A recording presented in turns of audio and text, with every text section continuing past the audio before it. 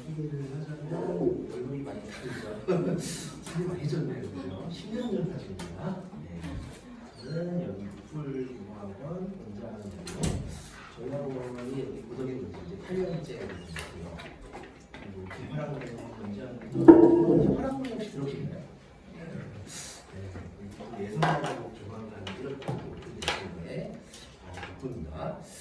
자, 그것보다 더 중요한 건 사실 이 고1이라는 학년이 굉장히 중요해요. 특히나 지금 기말이 다 끝났죠. 네, 이 3개월이 너무 중요한 시점인데 이게 현실적으로 아이들이 수학 영어에 많이 지쳐있는 시간 때문에 참 힘들어요. 그죠? 매년 같은 얘기를 하거든요. 자, 저희 학원에 대한 소개는 이 정도로만 하고요. 네. 오늘은 크게 제가 세 가지를 말씀드릴게요. 첫 번째는 입시. 변화되어 있는 입시에 대해 말씀드릴 거고, 두 번째는 이 고교 선택을 어떻게 할 것이냐. 많이들 궁금하시죠? 어디 학교에 보내야 되겠지, 그죠? 정답은 간단해요. 공부 좀 많이 잘한다. 어디 보내면 될까요, 남학생들? 네, 맞아요. 우리 아이 너무 잘한다. 외국하고 이렇게 준비하시면 되고, 잘하는데 갈 데가 없다. 그냥 평범하다. 어디 가면 될까요? 한영이랑 관문이고요. 우리 아이 여학생인데, 그렇다. 어디 보내면 될까요? 상해를 명예를 보내면 돼요. 상해도 훌륭하죠. 네. 어떤 고객이 있다고요. 제일 중요한 건 마지막으로 이 국어라는 과목을 도대체 어떻게 공부할 것이냐예요, 사실은. 이게 가장 중요한 게 그죠? 왜냐면 저는 국어 전문가지 입시 전문가는 아니니까. 네. 자, 그래도 알고 있는 선에서 좀 말씀드리면 우리가 대학을 가는 방법은 크게 두 가지가 있죠, 그죠? 쉽게 말해서 내신을 밟아서 학교에 가겠다. 네. 내신을 밟아서 가겠다. 혹은 뭐가 있겠죠? 수능으로 대학을 가겠다. 모든 학생과 모든 학부모님이 말하는 것은 어디로 대학을 가는 게 좋을까요? 그렇죠? 이유가 뭘까요, 도대체? 수능이 어려워서 일 거고, 또 수능은 한 번의 시험이라는 그 압박감 또 있죠? 누구요? 재수생들의 압박감. 그런 것들 때문에 그렇고, 내신은 10번이라는 시험에서 계속 쌓아나갈 수 있기 때문이에요. 그죠? 그런데 과거에 설명할 때도 그렇고 지금도 마찬가지인데, 오히려 지금 이 고교학점제 때문에 학생들이 현 고1 학생 스트레스를 많이 받아요. 그죠? 뉴스에도 나오고 유튜브에 나오고 국정감사에도 쭉 나오고 있는데, 당연히 정부에서 뭐라고 얘기하고 있죠? 자퇴가 많이 없다라고 얘기하고 있어요. 근데 그거는 통계가 잘못되어 있더라고요. 지금 애들 자퇴한다는 애들 되게 많습니다. 그죠? 이유가 뭐죠? 내신이 너무 중요하기 때문에. 5등급 이거는 진짜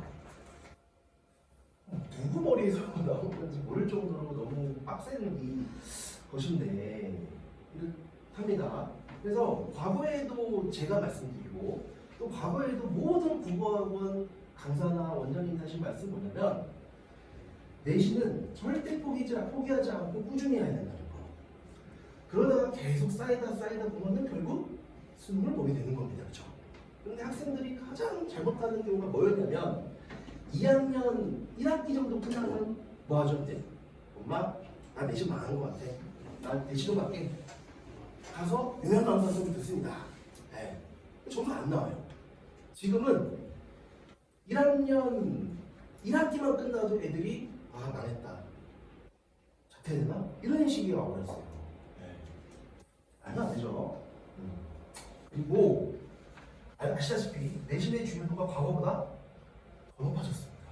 미칠 지경이에요, 진짜. 네. 수능?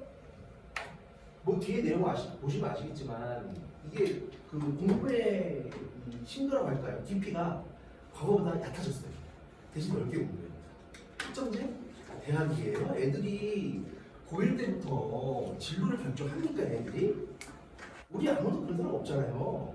왜 잠깐 실패해도 새로 이겨낼 수 있는 기회를 안 주냐 이거냐 이거죠.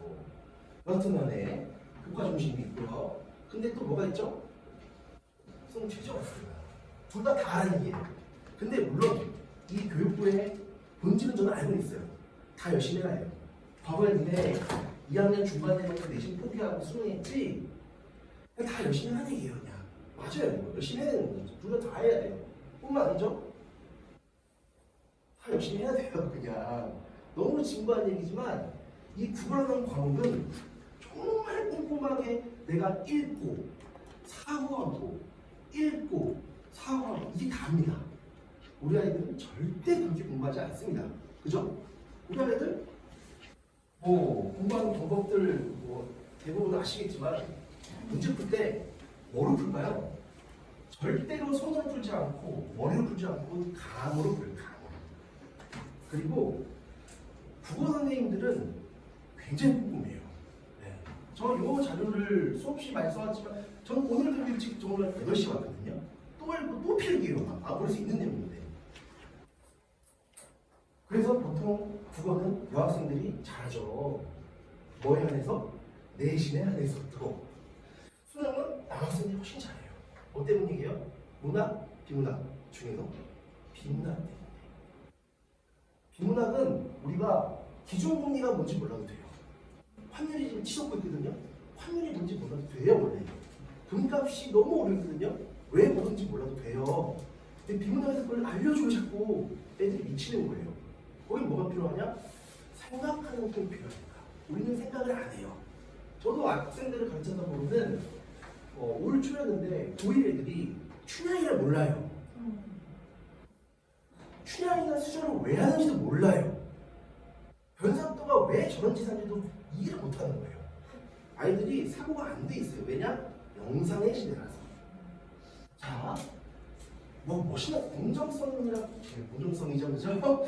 네, 5등급제로 바뀌어 있는데 결국에 뭐죠, 근데? 상대평가예요. 그러면 이걸 봤을 때 우리는 어떠한 고통을 겪냐면은 요놈하고 똑같아요. 그죠? 얘한테는 뭐다? 이득이 있죠. 이등부터가 이제 헬파티죠. 여기 걸친 아이. 됐죠? 멘탈이 터집니다, 이거. 이거 걸친 아이. 얘 원래 이런 놈이에요. 원래 이런 아이입니다. 개이득. 그러니까 누군가에게는 이득. 그러니까 상위권일수록 정말 짜증나는 시스템이 되어버렸습니다. 결국 3등급은 뭐예요? 뭐 5, 6등급 애들은 누가 대학을 뽑습니까? 서울에서. 그죠? 요 애들이 이제 슬슬 여기 애들 슬슬 작게 생각도 하면서 수능 봐야 되나? 이런 생각들을 하고 있습니다. 이런 환경 속에서 결국 중요한 건 우리가 어디 고등학교를 보내서 이 헬파티의 상황 속에서 내가 내신 능력을 잘 받을 수 있느냐, 그게 목적이거든요. 결국. 자, 가보겠습니다. 자, 작년에 이제 나왔던 기편인데 결국 국어만 볼게요. 일단 공통이죠, 이제 전부. 과목만 보자면은 과거에는 뭘 과거에 봐야 2년 정도 안 되지만 이 문학과 비문학은 공통입니다. 원래는. 그런데 여기서 나뉘었죠. 언어 매체, 즉 문법을 선택할 것이냐, 헌법과 전문을 선택할 것이냐. 굉장히 쉬워요. 공부 안 해도 풀 수 있습니다. 이거요. 초등학생 풀어요. 문법은 공부량이 많겠죠, 그렇죠? 그러면 당연히 보세요. 상위권 학생들은 문법을 선택할까요? 화자를 선택할까요? 문법이죠. 너무 잘하니까 문법, 수학이랑 비슷하거든. 원칙 잘 이해해주고 응용해주고 풀 수 있는 문법이에요. 상위권 학생들 있습니다. 당연히 중하위권 학생들은 화자를 선택해요. 왜? 시간을 줄이고 최대한 빨리 이걸 풀어야 되니까. 하지만 결국은 이게 문제죠. 비문학이. 경제, 과학, 기술 이런 것들을. 여기서 또 아이러니가 있습니다.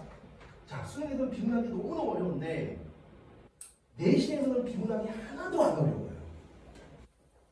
하나도 안 어렵습니다. 자, 내신과 수능국어의 차이점. 간단하게 말씀드리면 내신은 암기가 중요해요. 중등이랑 비슷합니다.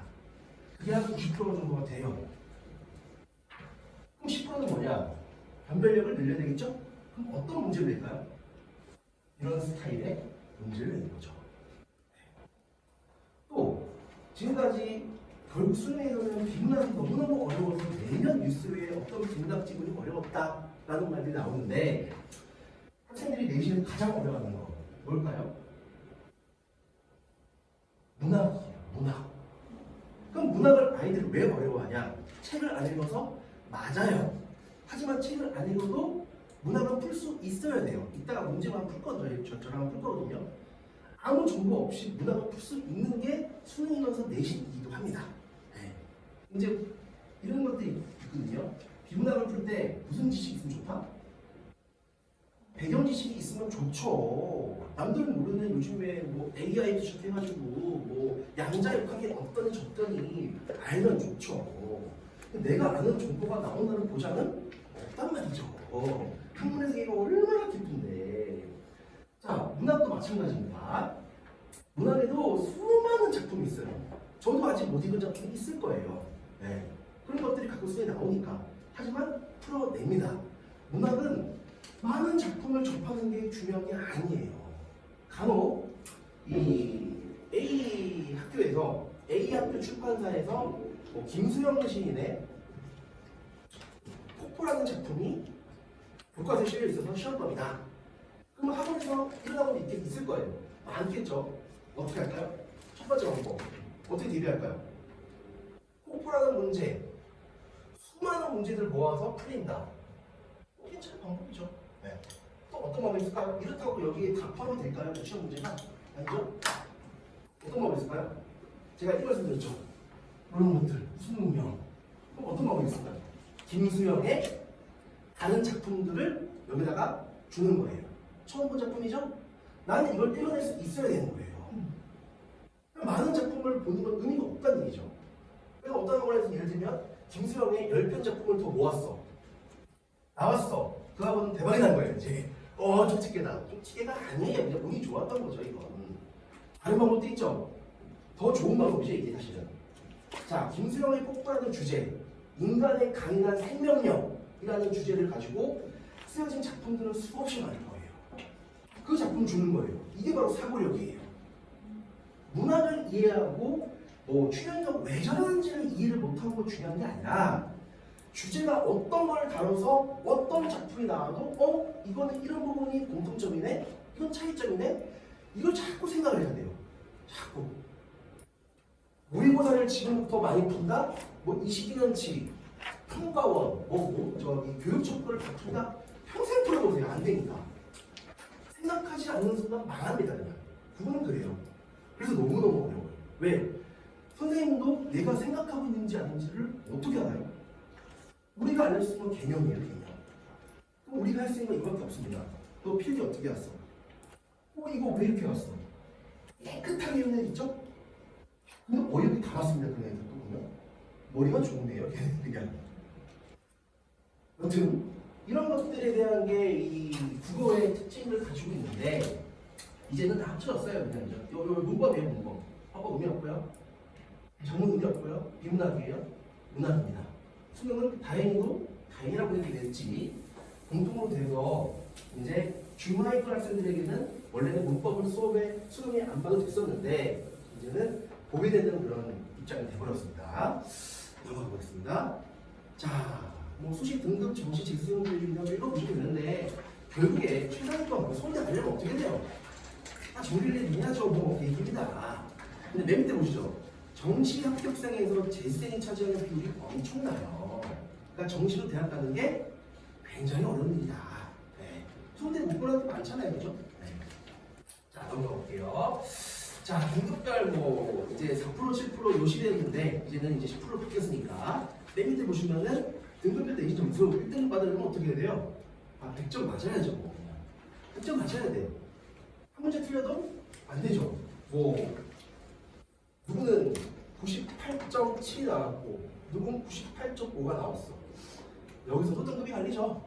네, 다 맞는 게 가장 중요한데, 결국 그러려면 아까 말씀드렸던 이 내신 국어에서 암기하에서 풀 수 있는 90%가 아닌 다른 10% 수능 문제, 이런 것들을 우리가 잘 풀 수 있어야 된다라는 말씀이고요.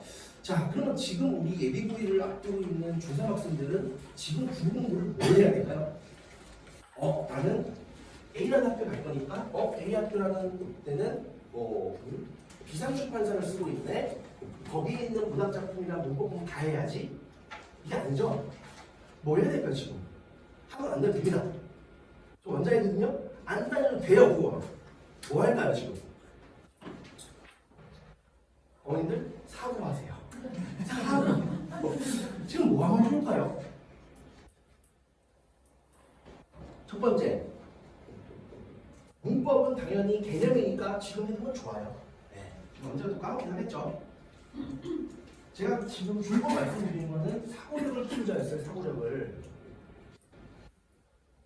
이 독해사고력, 요즘 말로 문해력이라고 얘기합니다. 그죠? 네. 뭐 해주면 좋을까요? 첫 번째 방법, 책을 읽는다예요. 네. 책을 읽는답니다. 무조건이에요.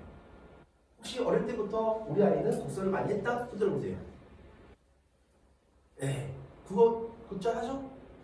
그런 영향일 거예요. 아니어도 국어 잘한다. 당연한 겁니다.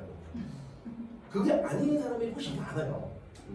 늦지 않았습니다. 독서해야 돼요. 독서.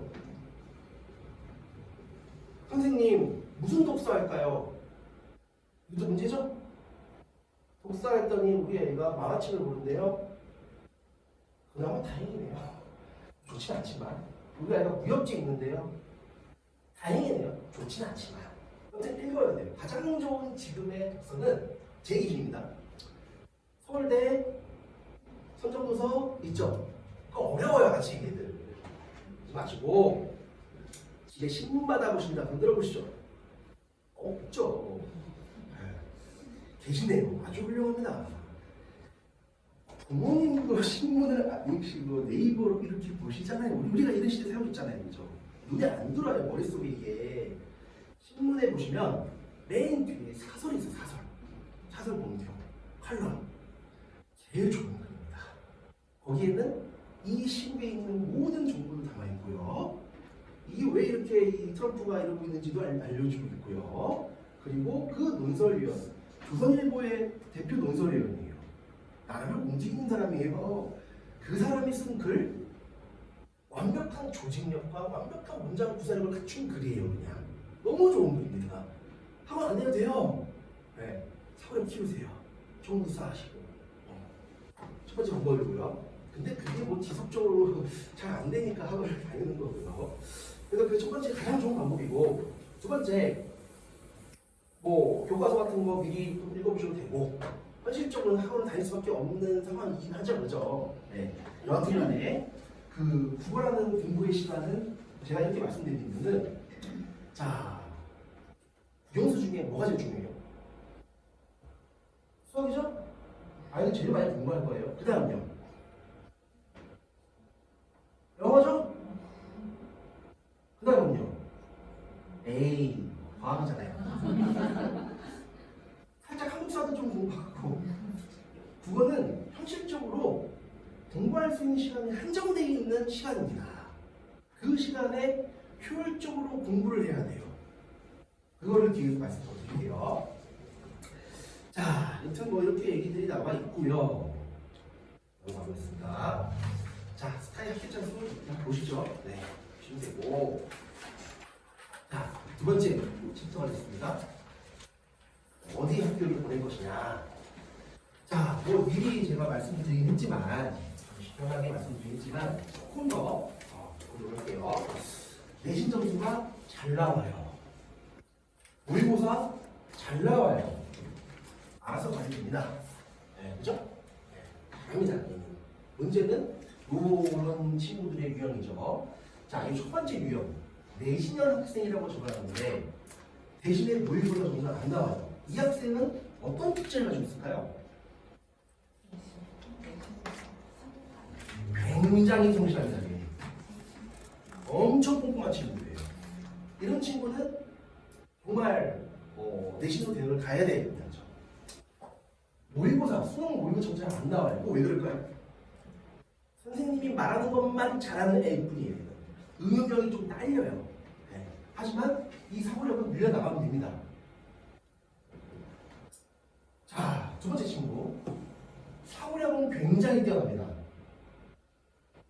내신 점수가 안 나요. 이게 왜 이럴까요? 공부를 안 하는 놈이에요. 근데 어떤 친구예요? 똑똑한 친구예요. 그런 친구예요. 자, 그러면은 우리 부모님 입장도 그렇고 저의 입장도 마찬가지인데 이런 학생 가르치는 게 편할까요? 이게 편할까요? 이게 나아요 그나마. 말을 안 들어요 얘가. 말을 안 들어요. 근데 참 안타깝죠. 결국 나중에 수능 공부 잘할걸요? 타고난 게 있어요. 네. 어쩔 수 없어. 공부도 재능이에요. 그죠? 네, 재능이에요. 이제는 공부가 재능이라고 말해도 어머님들 표정이 다행이네요. 이 얘기 했을 때 제가 맨날 욕먹었어요. 이건 재능이 얼마 있는데. 원래 재능이죠 다. 네.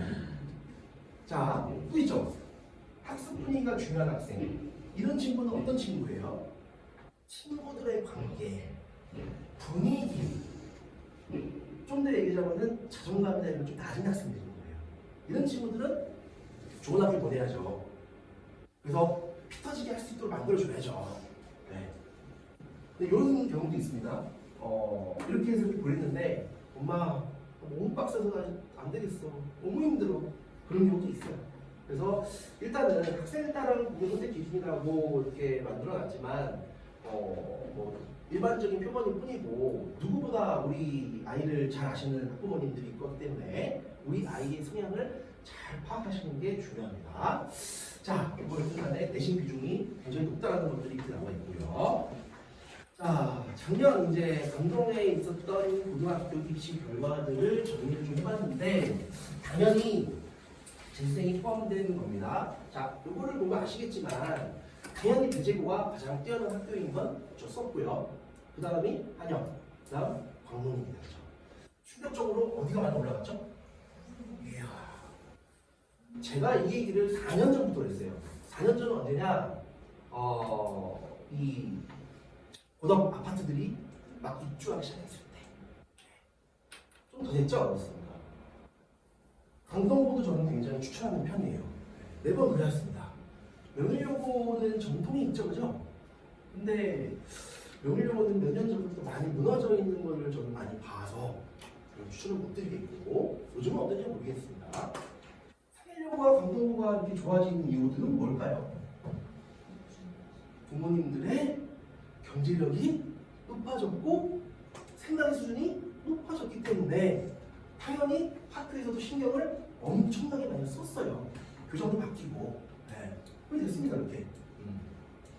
여하튼 간에 이런 특성들을 좀 가지고 있다는 건데 여학생 혹시 자녀분이 있으신 분들은 상일여고 혹시 보내실 거면은 각오하셔야 됩니다. 굉장히 어려워요, 시험이요. 국어에 한정해서요. 굉장히 어렵습니다. 상일여고 교과서 안 써요. 교과서가 있는데 선생님들이 프린트 나갑니다. 시험 보는 거 없어요. 뭐예요, 이 말은? 수능 형식. 잘하는 겁니다.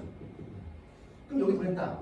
내신 좀 안 나왔다. 그래도 수능으로 대학 가도 참 이미 학교에서부터 쌓이는 겁니다. 그렇죠?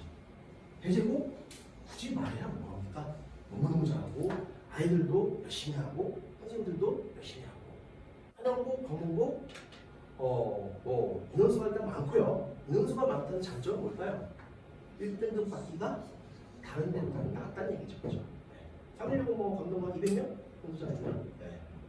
하기 굉장히 어렵고 상일여고는 국어를 전공을 하는 입장에서는 정말 시험 문제 퀄리티 좋고 라고 저는 생각을 좀 해요. 강동구도 마찬가지고요. 자, 여기서 또 특징이 뭐냐면은 배재고가 원래는 전통적으로 외부 지문, 그러니까 외부 지문이라는 얘기는 교과서에 없는 지문, 수능형 지문을 잘 안 냈거든요. 근데 올해 초에 보니까 내더라고요, 이제. 내요. 내는데 저희도 예측이라는 걸 좀 해보려고 노력하잖아요. 예측이 불가능해요. 저도 올해 초에 배재고에서 배웠을 때 고2에 배우는 막 정철 송민구까지 막 가르치려고 노력했어요. 왜? 주제가 이별이니까. 이별과 관련된 작품들이 얼마나 많겠어요. 뜬금없이 비문학을 내더라고요. 그래서 배재고도 원래는 안 그랬는데 내신이 워낙 중요하니까 내신 시험도 다 어려워지고 있는 현실입니다. 예전에는 내신 대비를 하거나 5주만 충분했거든요. 이제 8주도 좀 9주 막 해줘야 돼요. 그 9주 동안에 작품에 대한 내용보다는 아이들 계속 사고를 키워줘요. 야, 이거 내용 보니까 어때? 이건 좀 비슷하지. 자꾸 그런 걸 좀 훈련해 주는 게 굉장히 중요합니다. 그 그 훈련을 하려면 기본적으로 모든 공부가 그렇듯이 내가 공부할 준비가 돼 있어야 돼요. 예. 자, 이런 얘기 나와 있고요. 자, 결국 이 내신이라는 상대평가에서는 독해사고요. 독해, 일단이야. 사고, 생각하다예요.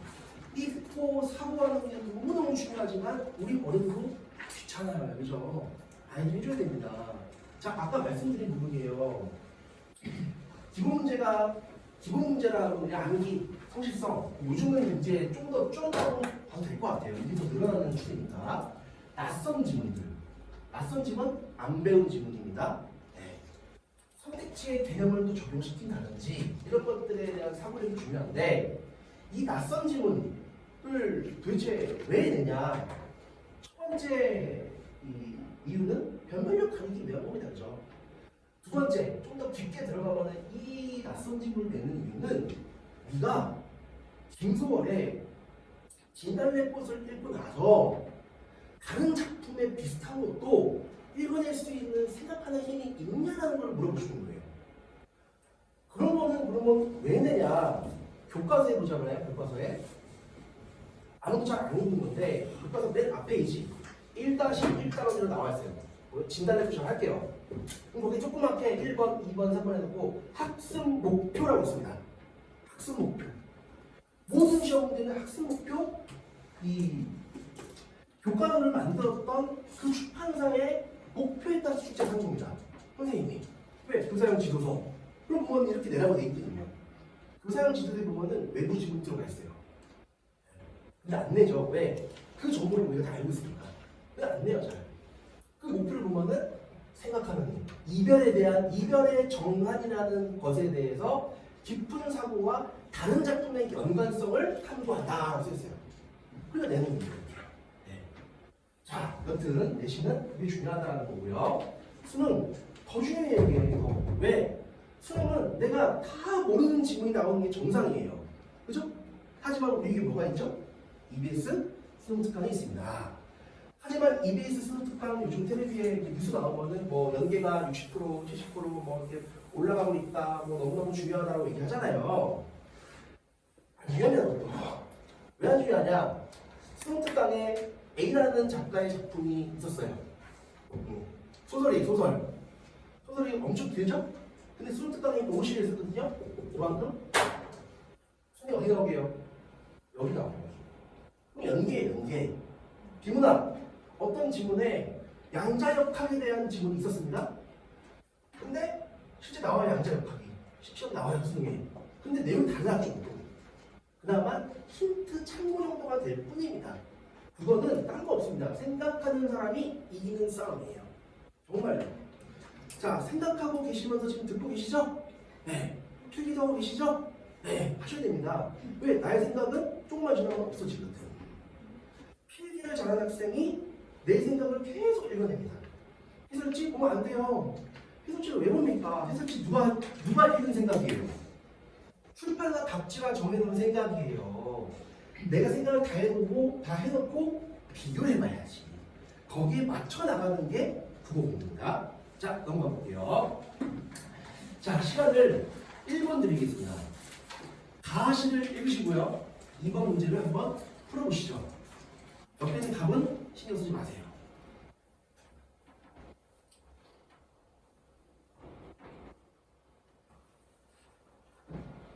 몸으로 느끼시면 안 됩니다. 알죠? 생각하세요. 막 시를 읽고 와, 내 어릴 때 소녀 감수성 올라와. 안 돼요. 읽으세요. 생각하세요.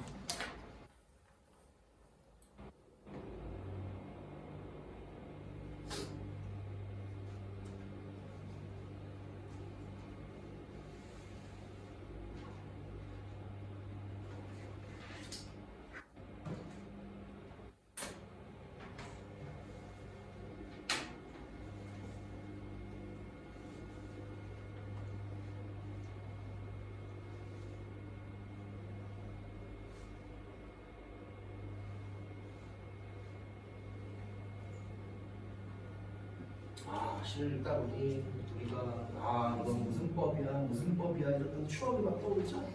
선생님들이 그냥 딱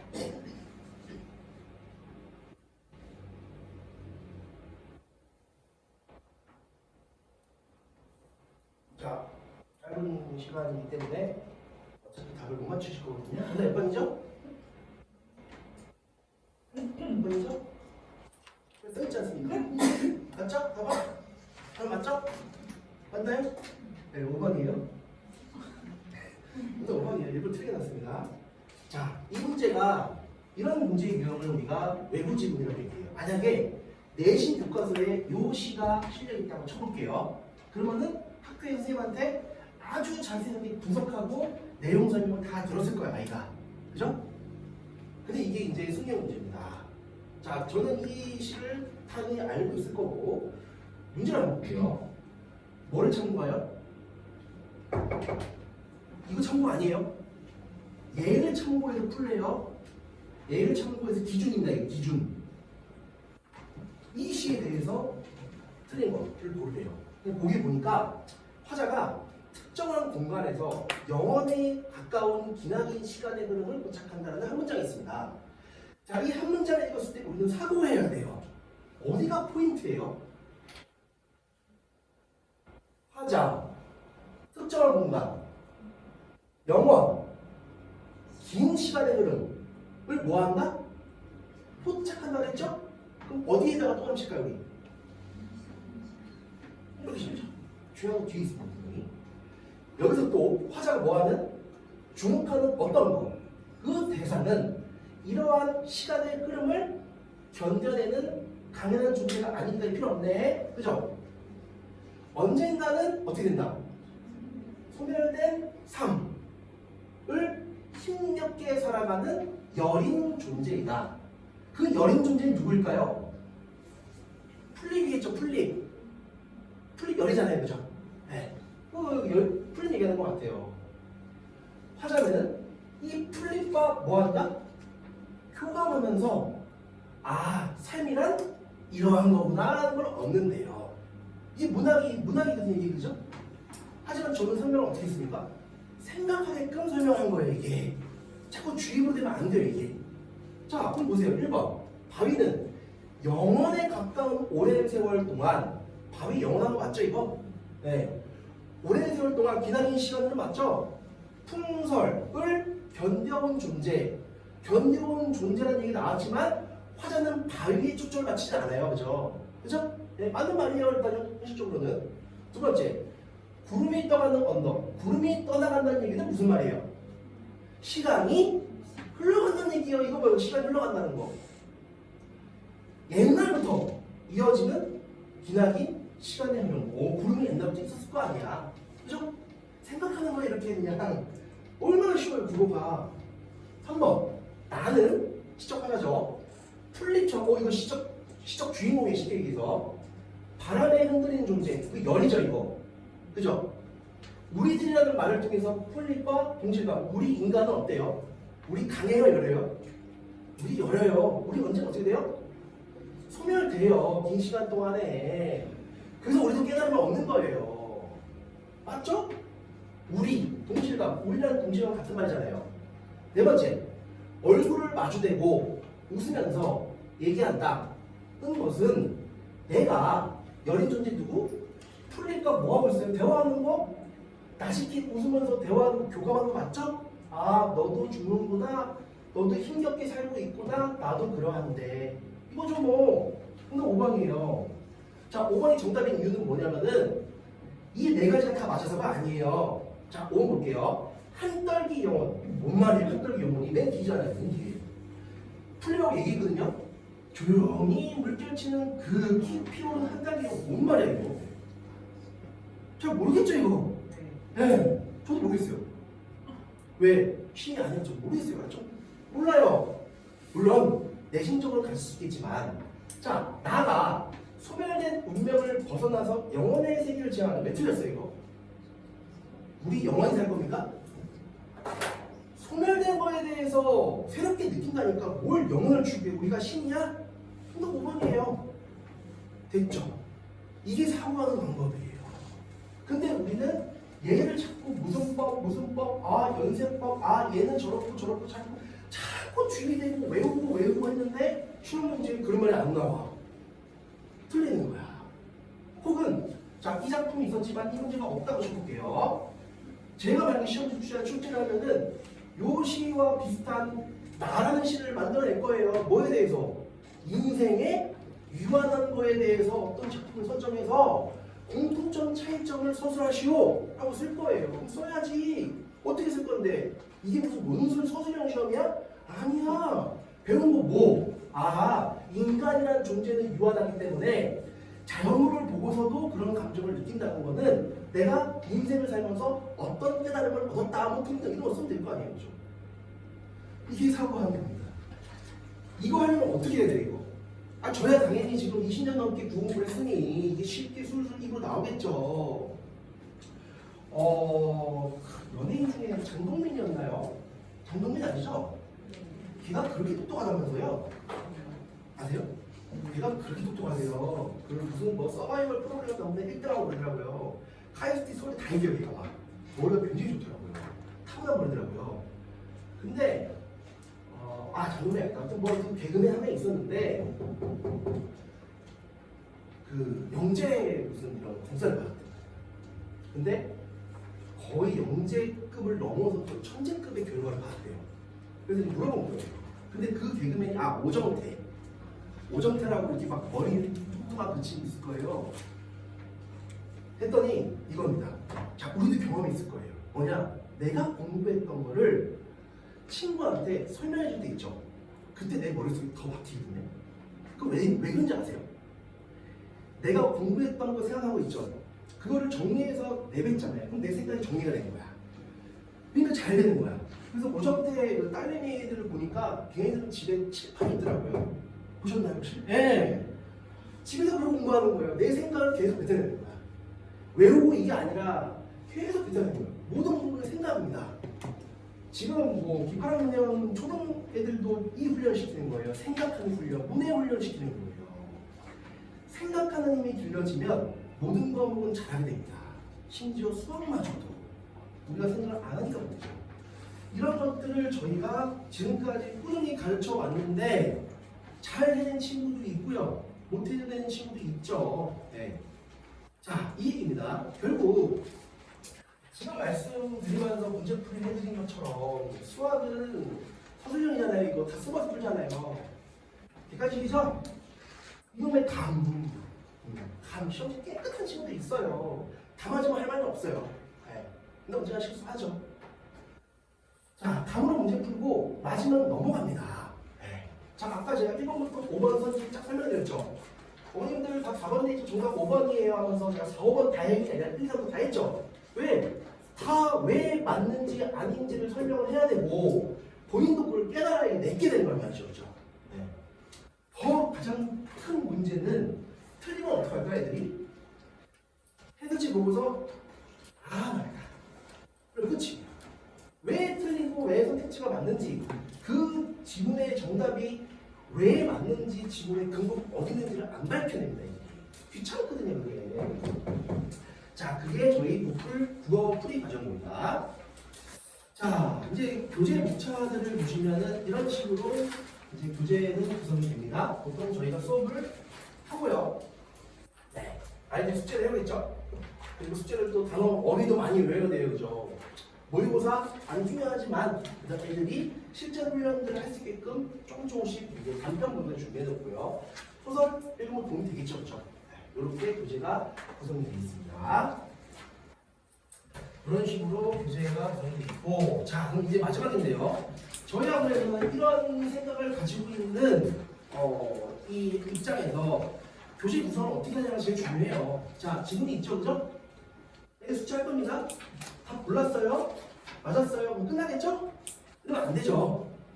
다음 페이지에 지문이 어떻게 구성되어 있는지를 내가 생각하고 쓰면서 자꾸 지문을 분석하는 능력.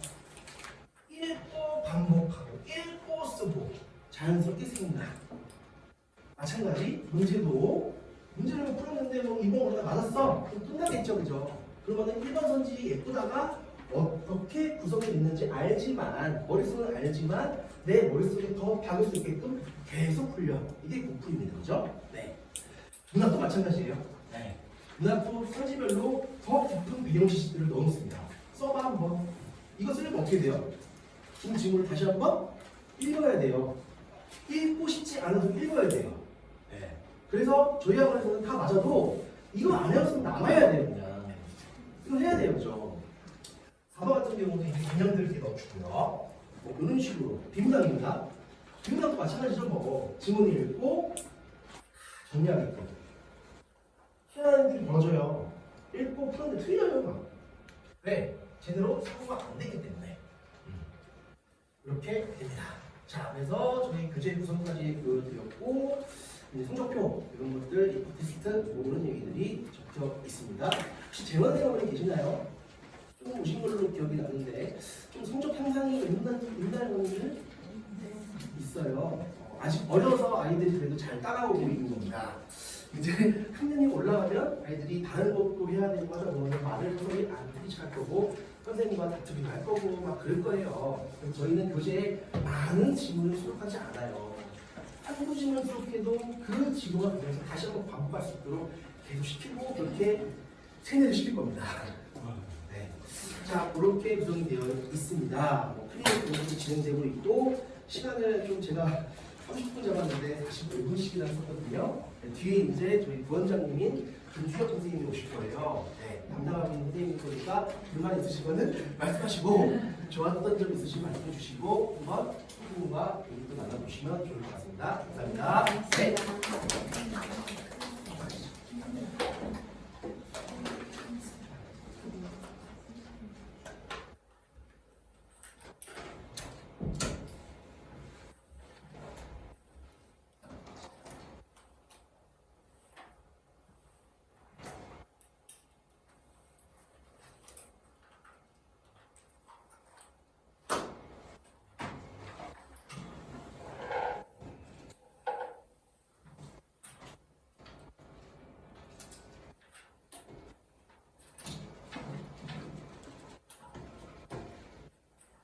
네, 안녕하세요. 예비 고1을 담당하는 김준혁 강사라고 합니다.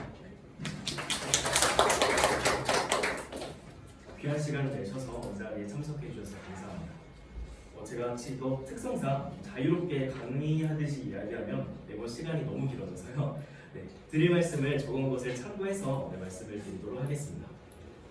지금 보시는 바는 제 학력과 이력인데요. 네, 저는 바로 이 근처에 있는 한영외국어 고등학교를 졸업하였습니다. 그래서 강의할 수 있는 곳이 그리고 불러주시는 곳이 많았지만 고덕에서 강의를 하기로 마음먹은 이유도 학창 시절을 보낸 곳이기 때문에 이 고덕이라는 장소에 대한 애정이 있습니다. 그래서 여기서 수업을 할 때마다 항상 기쁜 마음으로 아이들을 가르치고 있고요. 그리고 한양대학교에서 국어교육과를 전공한 전공자입니다. 그래서 한양대학교에서 국어교육과가 유명하고 교수님들도 유명하신 분들이 많아서 국어 쪽에서 아주 명문인데 교수님들의 가르침을 잘 이어받아서 항상 높은 퀄리티의 수업을 학생들에게 보장드릴 수 있을 것 같습니다. 제가 보통 이렇게 꽉 채워서 학생들을 수업을 하는데 학생들은 되게 편한데 학부모님들 앞에서 제가 긴장을 좀 해요. 정말 강사가 천직인 그런 사람인데 긴장되니까 제 자랑을 좀 드리고 시작을 하면 또 저에 대한 믿음을 좀 드리고 시작을 하면 제가 보통은 이제 설명회라면 또 강사 소개를 드릴 때 학생들 카톡 보여줘서 선생님 덕분에 성적 올랐어요 아니면 땡땡 학생 50점대에서 90점 학생 이런 것들을 보여드리는데 그건 사실 저도 그렇지만 모든 강사들이 다 가지고 있는 사례들이기도 하고 오글거리기도 하고 팩트 확인도 잘 안 되고 그래서 더 믿음을 드릴 수 있는 방법은 수치라고 생각을 해서 저는 수치를 보여드리면서 설명을 드릴 건데요. 23년 말에 이 학원에서 10명대 학생들로 시작을 해서 이제는 120명이 넘는 학생들을 제가 정말 감사하게도 맡아서 가르치고 있습니다. 그래프로 봐도 한 번도 학생들의 수가 떨어지지 않고 계속 상승했다고 말씀드릴 수 있을 것 같은데요. 제 대학 동기 강사들도 저에게 비결을 많이 물어보는데 정말 솔직하게 저는 잘 모르고요. 학생들이 알고 있을 거라고 생각을 합니다. 학부모님들 생각하시기에는 학생들이 아무 생각 없이 학원에 왔다 갔다 그렇게 다닌다고 생각하실 수도 있지만 사실 강사가 조금이라도 미흡하게 수업을 준비하거나 학생들을 성실하게 대한다면 가장 먼저 느끼는 대상도 학생들일 거라고 생각을 해요. 그래서 항상 또 학생들에게 최선을 다해서 또 인격적으로 학생들을 대하는 게 학원에 오면 학생들이 잘 적응을 하고 또 퇴원 없이 학생들이 많이 학원에 남아준 게 감사하게도 많은 학생을 좀 데리고 있는 그런 이유라고 저는 생각을 했습니다. 이제 국어 학습에 관한 이야기를 시작할 건데요. 앞에서 고등입시 관한 또 국풀학습법에 대한 내용은 원장님께서 이야기를 잘 해주셨기 때문에 저는 국풀학습법이라는 학원의 방향성 안에서 제가 중요시하는 요소들에 대해 설명을 드리겠습니다. 예비 고1 학생들은 기본적으로 고등학교에 올라가서 국어에 어려움을 겪지 않는 것을 목표로 수업을 받게 됩니다. 중학생들이 고등학교에 올라가서 급격하게 국어에 어려움을 느끼는 이유는 두 가지입니다. 이제 고1부터는 학생들이 모의고사를 접해야 되고요.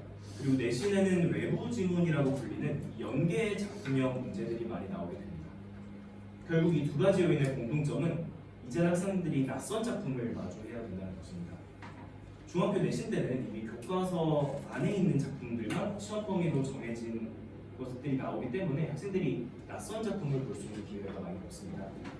그래서 성실함 혹은 노력으로 중학교 내신 국어 점수를 잘 땄던, 그래서 국어학원이나 추가적인 국어 공부가 필요 없다고 느낀 학생들이 고등학교에 올라가자마자 국어에 어려움을 느끼게 됩니다.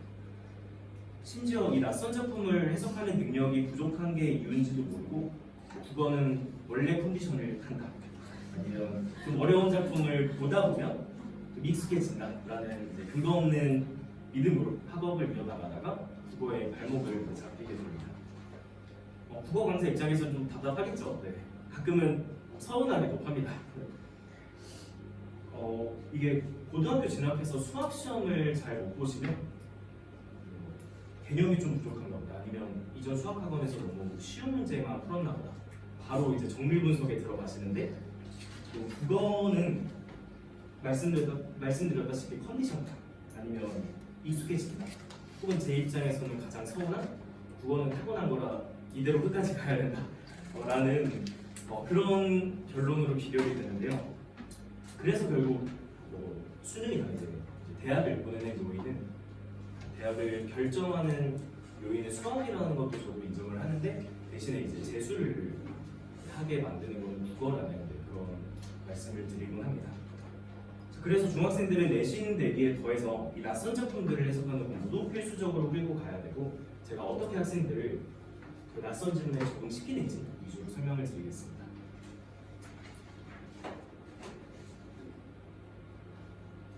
먼저 시 낯선 지문을 공부하는 방법입니다. 아까 제가 밖에서 슬쩍 봤는데 시를 읽고 계시던데, 시라는 게 정말 모호합니다. 그 시를 읽어보셔서 알겠지만 되게 두루뭉술하고, 그리고 기쁠 때 읽을 때랑 또 슬플 때 읽을 때랑 다르게 느껴지고 해석되는 게 바로 시입니다. 그래서 오히려 시에서 제가 학생들에게 강조하는 것은 일관성입니다. 마음으로, 가슴으로 시를 느끼는 건 학생들 여러분 대학 가서 좋은 시 많이 읽고 그때 마음으로 많이 읽고, 지금 대학 공부를 위해서는 우리는 연필이랑 머리로 시를 읽어야 된다고 얘기를 많이 해요.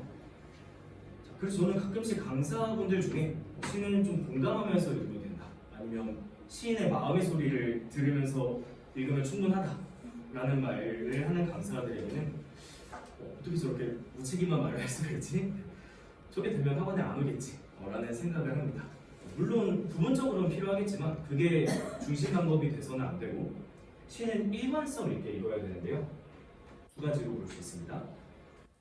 자, 먼저 보기가 있다면 보기를 먼저 보고 제목 보고 상황, 정서, 태도 찾고, 그 과정에서 긍정시어랑 부정시어를 파악하면서 읽어주면 됩니다.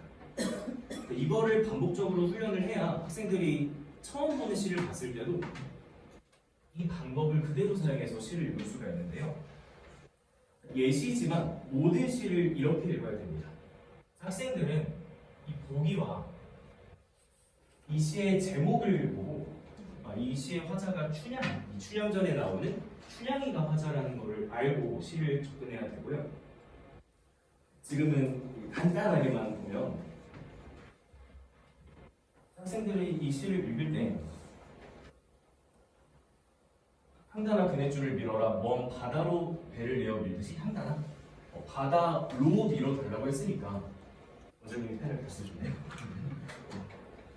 바다로 밀어달라고 했으니까 긍정적인 시어라고 학생들이 표시를 할 수 있어야 되고 보통 시에서 긍정적인 공간은 뭐 이상세계 이렇게 표현이 됩니다. 그리고 아까 말씀드렸던 상황부터 찾고 시작을 해야 되는데요. 상황은 가장 담백하게 객관적으로 써주면 됩니다. 춘향이가 향단이에게 그네를 밀어달라고 하는 그런 시의 상황이라는 걸 학생들이 찾아주면 되고요.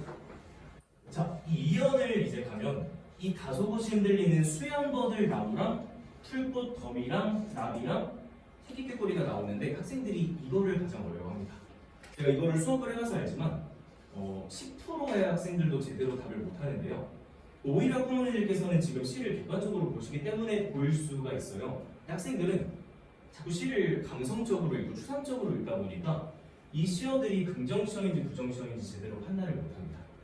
특히 웬만한 작품에서는 이런 자연물들이 긍정시어로 나오니까 학생들이 긍정시어로 착각을 해서 오독을 하는데요. 더 시기 때문에 냉정하고 객관적으로 생각을 하면 뭐뭐들로부터 밀어달라고 하고 있잖아요. 그래서 이 시어들은 학생들이 부정적인 시어라고 표시를 할 수 있어야 되고 그러면 춘향이가 바다로 가지 못하게 유혹하는 존재들이구나 이런 식으로 시를 해석해 주면 돼요. 자, 사면도 마찬가지로 산호도 선도 없는 저 하늘로 밀어달라고 하고 있으니까 산호는 부정적인 시어, 선 부정적인 시어, 하늘 긍정적인 시어. 그리고 여기서 정서 태도를 찾을 수 있어야 되는데요. 이건 어렵지 않습니다. 계속 어디로 밀어 올려다오 밀어 올려다오 하고 있으니까 춘향이의 정서 태도, 하늘로 가고 싶은 의지 이런 식으로 학생들이 찾고 사연으로 가면 서도 이제 문학에서는 서강 정도 불교 용어인데 이상세계를 뜻하는 말이고요. 자, 서로 가는 달같이는 나는 아무래도 갈 수 없다. 달도 학생들이 긍정시어 부정시어를 직접 판단하게 합니다. 달도 긍정시어라서 동그라미를 쳐줘야 해요. 왜냐하면 화자가 부러워하는 존재입니다. 그리고 여기서 정서 태도를 또 찾아주면 여기서는 정서 태도 인간으로서의 한계를 느꼈습니다. 나는 달같이는 하늘로 갈 수가 없구나. 이유는 그네줄에 묶여있기 때문입니다. 그래서 그네줄은 오히려 바다랑 하늘로 가깝게 해주는 존재이기도 했지만 막상 인간으로서의 한계를 느끼게 하는 그런 대상이라는 것을 학생들이 파악을 하고 마지막 또 정서 태도에 집중을 해서 여기서는 인간으로서의 한계를 느꼈지만 마지막에 가서는 어떤 정서 태도를 갖고 있나 판단을 해보면 그래 끝까지 나를 밀어 올려다오라고 하고 있으니까 여기서 느끼는 정서랑 태도는 좌절, 인간으로서의 한계 마지막에 느끼는 정서 태도는 끝까지 의지. 그래서 학생들이 주제도 이상세계를 향한 좌절과 의지 이런 식으로 찾을 수 있게 연습을 합니다. 너무 빠르게 봤지만 실제 수업이었다면 뒤에 말씀드릴 문학 개념까지 포함을 해서 이 시 하나로만 40분, 50분 수업을 진행을 하고요.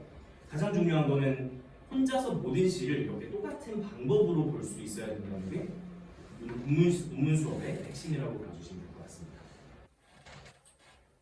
두 번째로 일관성에 도움이 되는 훈련은 앞에서 문학 개념 배운 게 나오면 무조건 적용해보는 훈련을 학생들이 해야 되는데요.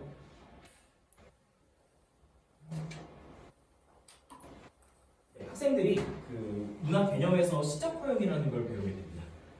시인이기 때문에 시에서 나오는 문학 이제 문법 개념 같은 거 5개념은 인정을 해주는 겁니다.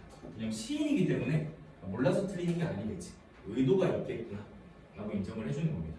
쉽게 얘기하면 저희가 이문세 선생님 콘서트장에 가면 수업 시간에 이 예시를 너무 들고 싶었는데 학생들은 모르더라고요. 오늘 하나를 풀었습니다. 이문세 가수님 콘서트장에 가면 이문세 가수님이 뭐 엇박으로 박자를 한다거나 아니면 좀 음원이랑 다르게 부른다고 해서 이문세 선생님 오늘 박자 틀렸네 이렇게 얘기 나가잖아요. 시적 포용도 그와 같은 개념이라고 생각하시면 됩니다. 그래서 학생들이랑 나는이 맞는 표현이기 때문에 개념을 배운 다음에 이게 시적 포용이라는 걸 찾고 여기도 빨간이 맞는 표현이기 때문에 이거를 시적 포용이라고 찾고 저랑 이렇게 1번부터 99번까지의 시에서 이 개념을 찾으면 목표는 100번째 시에서는 학생들이 시험장에서 직접 찾을 수 있게 만드는 게 제가 지금 강조한 저의 역할이라고 봐주시면 될 것 같습니다. 대유법도 마찬가지인데요. 학생들이 대유법 이런 식으로 배워요. 대유법은 부분으로 전체를 의미하면 되는데요. 쉬운 예시로는 프랑스 혁명 때 사람들이 길거리로 나와서 우리에게 빵을 달라 이렇게 얘기를 했는데 사실은 빵이 아니라 진짜 굶어 죽기 직전이니까 음식을 달라고 했던 거잖아요. 그래서 빵이라는 부분을 통해서 음식이라는 전체를 의미했으니까 그런 거를 이제 학생들이 대유법으로 배웁니다. 그래서 저랑 수업 시간에 같이 그날은 광복인데요. 광복이 오면은 삼각산이랑 한강물이 막 춤추고 뒤집힌다고 되어 있는데 사실 광복이 오면 우리나라 전체가 난리가 날 거잖아요. 그럼 삼각산이랑 한강물이라는 우리나라 일부분을 통해서 우리나라 전체를 의미했으니까 대유법. 집에 오면 9켤레 신발이 놓여져 있다라고 하는데 신발은 저희 신체의 아주 일부분이잖아요. 그래서 9켤레 신발이라는 일부분으로 사실은 9명의 식구들을 얘기하는 거니까 대유법. 저랑 같이 공부를 하면 제가 학생들에게 원하는 건 뭐냐면 시험장에서 이런 시를 혼자 봤을 때 제주에서 두만까지면 여기가 제주도고 여기가 두만강이잖아요. 사실 이 시인이 말하고 싶었던 거는 우리나라 전체구나. 근데 이게 우리나라 전체는 아니잖아요. 여기 속이 부분들도 있잖아요, 그렇죠? 그러면 이 제주에서 두만까지라는 일부분을 통해서 한반도 전체를 의미했으니까 이게 대유법이겠구나. 이걸 학생들이 시험장에서 직접 판단을 해야 풀 수 있는 문제들이 있기 때문에 이게 저희가 원문을 공부하는 방식이라고 생각해 주시면 됩니다. 사실 이거는 특별한 방법이 아니라 너무 당연한 방법인데 이거를 가능하게 하려면 방법이 딱 하나입니다. 강사가 직접 지난 시간 배운 내용 아니면 뭐 지난달에 배운 내용 아니면 뭐 10번째 전 책에서 배운 내용까지 다 확인을 하고 학생들에게 이거를 찾아서 직접 보여줘야 됩니다. 힘들지만 당연히 강사가 해야 될 일이고요. 저는 취미가 또 이거라서 그리고 재학생, 이제 재원생 학부모님들이 많으시겠지만 학생들이 클리닉을 수요일에서 금요일 사이에 오는데 저는 학생들이 앞에서 공부할 때 학생들한테 물어보면 그렇게 얘기할 텐데 한 번도 핸드폰을 보거나 아니면 멍 때리거나 딴짓을 하거나 한 적이 없습니다. 항상 앞에서 저도 같이 공부를 하는데 보통 그때 제가 이런 것들을 하고 있다고 생각해 주시면 됩니다.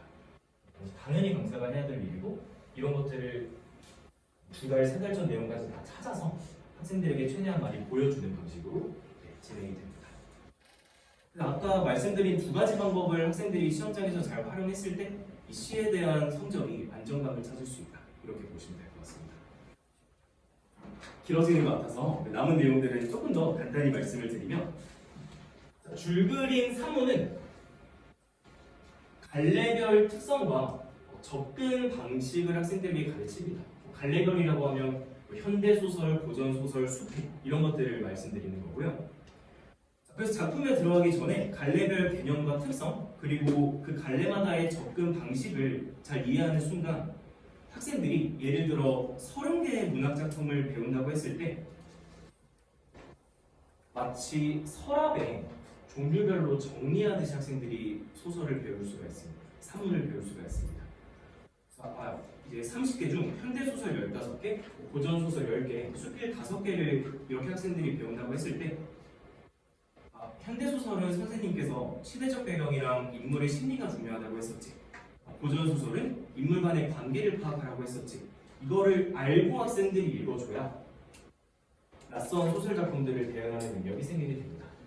이게 안 되는 학생들이 50개, 100개의 문학작품 산문을 읽어봤자 실력 향상이 일어나는 게 아니라 오히려 과부하가 옵니다. 머릿속에 기억할 수 있는 소설이 한계가 있기 때문에 그래서 저는 소설을 들어가기 전에 아니면 수필을 들어가기 전에 갈래별로 접근 방식을 학생들에게 학습하게 한 다음에 그 다음에 이제 수업에 들어가게 되는 게 낯선 지문을 대비하는 방법이라고 말씀드릴 수 있을 것 같습니다. 자, 문법은 이제 단원별 개념 이해를 넘어서 통합적인 체계를 이해해줘야 되는데요.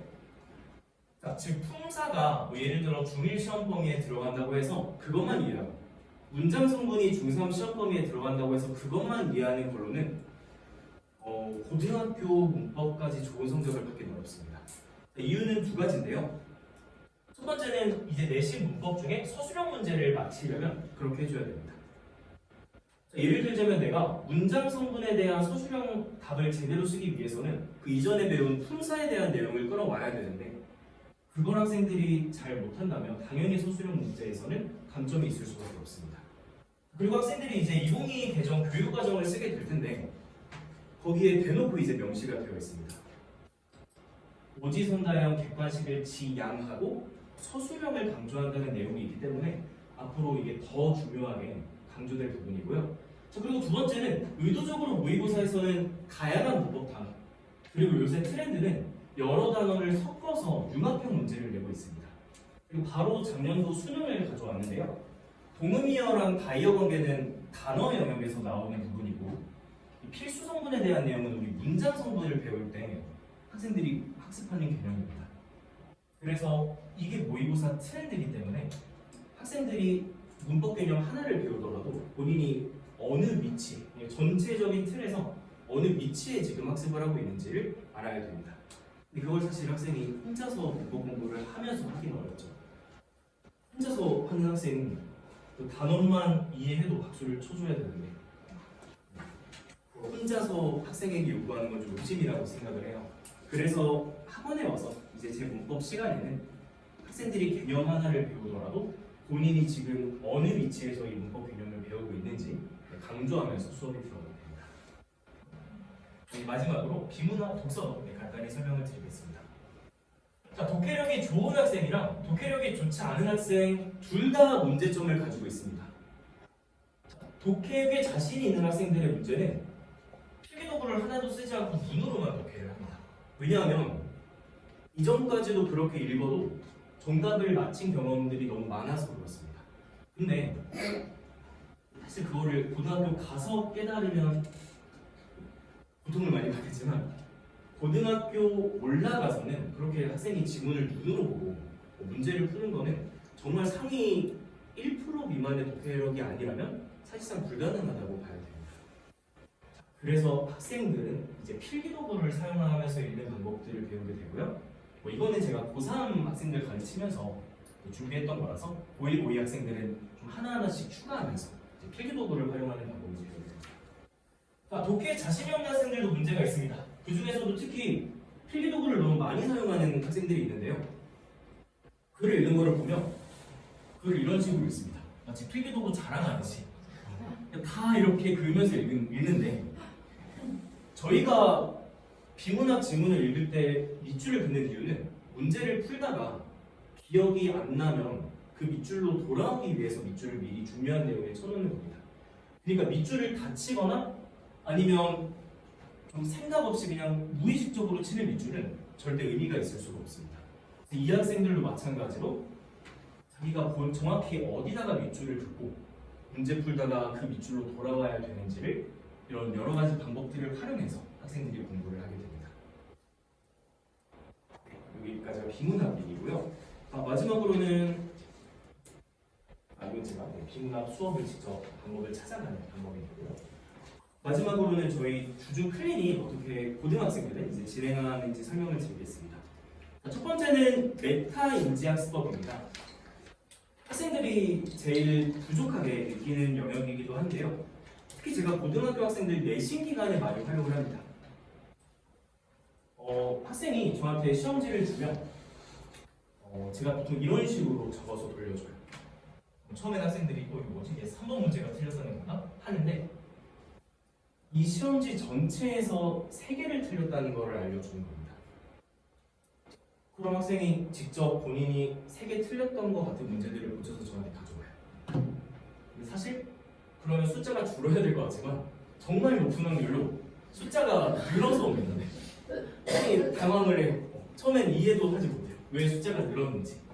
자, 대신에 그러면 뭐 저도 힘들고 학생도 고생을 더 하겠지만 대신에 저랑 학생은 되게 중요한 사실 하나를 깨달은 겁니다. 처음에 맞췄던 문제가 본인 실력으로 맞힌 문제가 아니라는 것을 깨닫게 되었어요. 그럼 사실 시험장에서 그 문제를 다시 봤을 때는 그 문제를 틀릴 확률이 50% 아니면 50% 미만이라는 말이 되는 거죠. 그래서 이렇게 학생이 직접 자기가 틀린 문제를 찾아가는 방식을 특히 고등학교 내신 기간 때 제가 많이 활용을 하곤 합니다. 이게 메타인지 학습법이고요. 자, 두 번째 질문은 역질문인데요. 이거는 제가 요새 학생들의 성향을 좀 반영했습니다. 사실 수업 시간에 저도 학창 시절 때 그랬지만 갑자기 선생님 수업 도중에 질문을 하거나 뭐 그런 거는 학생 입장에서 쉽지 않은 일이라 생각을 해요. 그래서 제가 클리닉 때는 특히 학생이 먼저 물어보지 않더라도 좀 꼬리에 꼬리를 무는 질문으로 학생들이 그 개념 자체까지 정확히 대답을 할 수 있게 많이 질문을 던지는 편입니다. 그래서 학생이 직접 본인이 입으로 개념을 말할 수 있어야 저는 100% 이해한 거라고 생각을 하는 강사라서 이런 방법들을 저희 클리닉 때 활용을 한다고 보시면 됩니다. 그래서 이렇게 클리닉을 통해 수업 시간에 배웠던 개념들을 이해하게 되는 것으로 저희 주말 3시간 수업, 클리닉 1시간 수업 이렇게 마무리가 된다고 보시면 됩니다. 네, 그래서 여기까지가 제가 준비한 설명이고요. 네, 경청해 주셔서 너무 감사드리고요. 혹시라도 질문 있으신 학부모님들께서는 편하게 해주시면 감사드리겠습니다. 혹은 남아서 저에게 개인적으로 질문 주시면 됩니다. 질문 없으시면 여기까지